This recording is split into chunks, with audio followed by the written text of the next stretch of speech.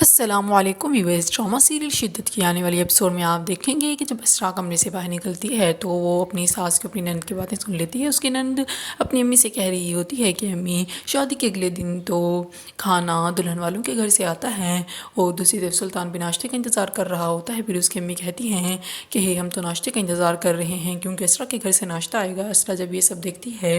تو وہ سوچ لیتی ہے کہ وہ اپنے بھائی کو میسج کرے گی، اس لیے وہ اپنے بھائی کو میسج کر دیتی ہے کہ ناشتہ لے کر آ جائیں۔ جب یہ بات سلطان کو پتہ چلتی ہے تو سلطان اسرا پر غصہ ہونے لگ جاتا ہے اور کہتا ہے کہ تمہارے گھر والے کیا سمجھیں گے، کیا میں اپنے گھر والوں کو ناشتہ بھی نہیں کرا سکتا، اور ہم